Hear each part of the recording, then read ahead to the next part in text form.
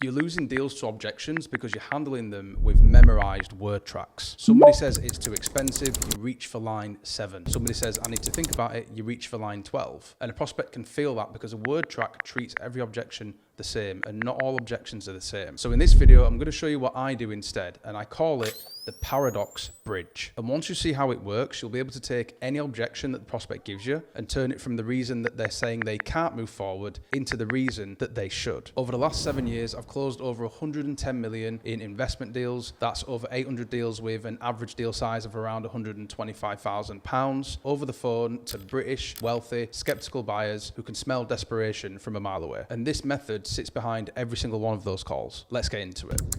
Sometimes an objection is not a barrier, it's actually the reason that they should move forward. And this is what I call the paradox bridge. I know it sounds strange, so let me slow it down. You've been taught that an objection is a problem, so the prospect throws it at you, and it's your job to get rid of it, overcome it, handle it, get past it. But some objections are not walls, they're doors that open towards the sale. Here's what I mean. A prospect says, I don't have time. In their head, that's why they can't buy. But most of the time, it's actually the reason that they should. There are very little things that you can sell that won't in some way save that person time. That's the paradox. So why do most closers miss this? Word tracks. A word track treats every objection the same. Prospect says it's too expensive, you reach for line 7. Prospect says I need to speak to my wife, you reach for line 11. Every time, same answer for everyone. But not all objections are the same for every person. For one person, that objection can be connected to the problem that you solve. Some are not. And when you treat them all the same, you lose deals that you should have won. So here's the skill. When you hear an objection, think to yourself, can this objection be linked back to the problem that I solve? Sometimes the link is obvious. Sometimes you have to chain things together to build it. And sometimes there is no link at all. And if you try to force one, the prospect is going to mentally check out because they can feel that you're trying to do something to them. And you'll do more damage to the sale than any objection ever could have. This gives you 3 categories, and every objection that you hear fits into one of them. 3.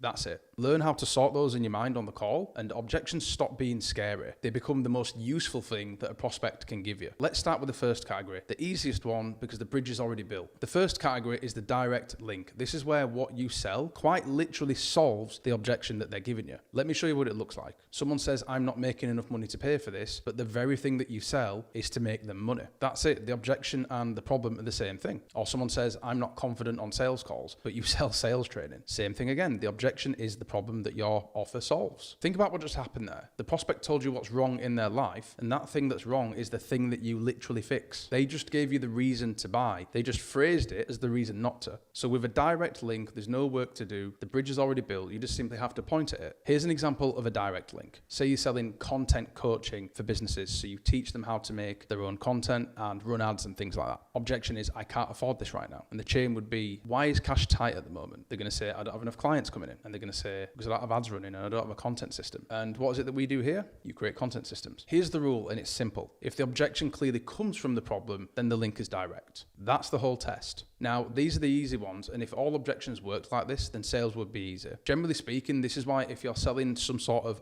ROI product and you're getting objections, let's face it, all objections really are money objections. This is why those are the easiest types of offers to sell. But most objections don't sit this close to the problem. Most of the time, the prospect says something that's completely unrelated, and the link sits beneath 3 or 4 layers that you have to dig into. That is the second category. It's the one that you will end up using the most, and it's where this becomes the most powerful because you have to chain things together to make their objection the reason they should buy. So here's exactly how you would deal with an objection where it is a direct link. For example, let's say you're selling sales training. I'm not confident on calls. Okay, and what happens if you're not confident on calls? I hesitate, I don't push back. And what happens then? Do you close more deals or fewer? Fewer. And what do you think we work on in the training? Confidence on calls. So your lack of confidence, is that the reason that you can't do this, or is that the reason that you need to do this? See what I just did there? I've made the reason they didn't want to move forward the reason that they need to. Simple. The second category is the chained link. So the objection is not directly the problem that you solve, but you can connect the dots to make it so that that is the case. This is the one you'll use the most. With a direct link, the bridge is already built. With a chained link, you have to build it one step at a time. Let me show you with a real example. Say you sell systems for business owners, automation, AI, things that take work off the plate, and a business owner says to you, I don't have time. Now on the surface, that objection has nothing to do with you. They didn't say, I need better systems. They said, I have no time. So it sounds like a dead end, but is it? But slow it down, ask why. Why do they have no time? Because they're stuck in day-to-day tasks. Why are they stuck in day-to-day tasks? Because the business depends on them for everything. And what does your solution do? It removes that load. So therefore it buys them back more time. Time to work with their sales team, time to create more content, which is going to make more money for the company, so they can hire even more people, so they buy back even more time. So look what just happened. I don't have the time wasn't a dead end at all. Follow it back step by step, connect the dots, build the bridge, and it lands exactly on the problem that you solve. The objection was, I don't have the time, but the truth was, my business is set up in a way that means that I don't have any time. The thing stopping them is the thing that you fix. That is the paradox bridge working in real time. Let me give you one from one of my own calls. A woman told me that she didn't have time to do my training program. Fair enough, right? She wanted to spend more time with her kids, and she felt like she was a bad mother for how many hours she spent on sales calls. But I knew something about her. Her close rate was low, so she needed to take a lot of calls to make money. So I walked her through it. If you get the skills, your close rate goes up. If your close rate goes up, you need fewer calls to make more money. So then what do you have more of? More time. Then I just simply asked her one question. Is not having the time the reason that you can't do this training, or is it actually the reason that you need to? So her objection didn't kill that deal. I closed it, paid in full. It's on my Instagram if you want to go take a look. And this works in any niche. Take fitness, for example. Someone says, I don't have the time to train. Why? Because they're so drained. They've got no energy to use the time that they do have to train, to get up earlier, to train after work, to train once the kids are in bed. But why is it that their energy is so poor? Because they're in such bad shape. They're not taking care of themselves. So what fixes their time problem? More energy, more vitality,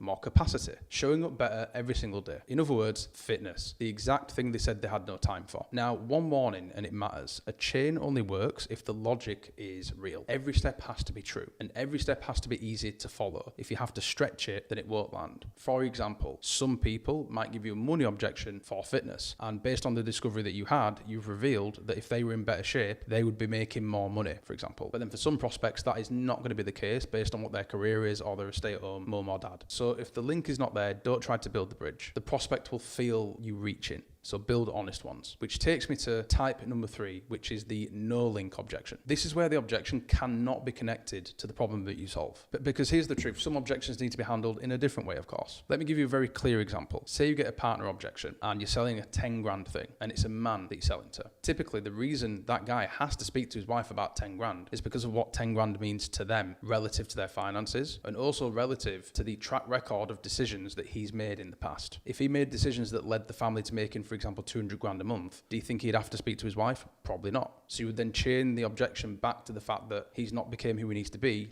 someone who doesn't need to ask his wife. But let's say that same prospect said, I need to speak to my wife, and it's a 200 grand thing. That's pretty reasonable that they would need to speak to them about 200 grand. So there's a lot of nuance in this, and you need to use it carefully. Now, here's what happens if you try and build the bridge anyway, when there is no link there. The prospect feels it. They can feel that you're trying to do something to them, not for them. And the moment they feel that, you've lost them. They stop listening, not just to the bridge, to everything. At this point, there's nothing you can say to rescue the sale. So the rule for this category is very simple. If there is no link, then there is no link. Don't force it. Walk a different path with this prospect. And this tells you what the real skill is. The skill is not building bridges everywhere. The skill is knowing where a bridge exists and where it doesn't. So let's put all 3 together, nice and simple. The objection is the problem that you solve. That is a direct link. Secondly, the objection is the problem that you solve if you chain things together. Then that is a chained link. Number 3, the objection cannot be solved by what you sell, so there is no link. 3 categories, that's it. That covers every objection that you'll hear on a call. So when you hear an objection, don't rush to respond. Stop and run these 4 simple steps in your head. Number 1, ask yourself, what category is this? Direct, chained, or no link? Step 2, find the cause. What is actually causing this objection? Don't take words at face value, look underneath them, and remember what has been discussed in the discovery. Step 3,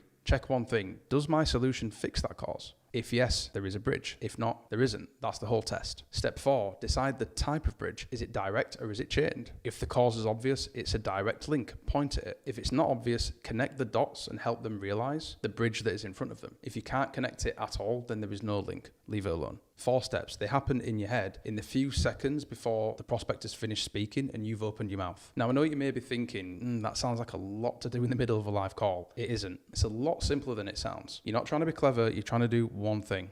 1. Working out whether this objection genuinely links back to the problem that you solve. If the link is obvious, it's direct. If the link needs building, then it's chained. If there's no link, then there's no link. That is the paradox bridge. Get this right, you stop fearing objections and you start using them. But knowing the system and running it under pressure on a live call are two completely different things. Hearing the real cause while the prospect is still speaking, that is the real skill. Building a chain that's honest in real time, knowing in 5 seconds whether the bridge is actually there or not. That takes reps and it takes feedback from someone who's already done it. That's what I do with the closers that I work with inside of the binary reframe system one-on-one. So if you're serious about leveling up your sales game, not curious, serious, there is a link below this video. Book in a call with me or one of my team and we'll see if we can help you. We'll look at your calls together and I'll let you know if I can help. See you on the next one.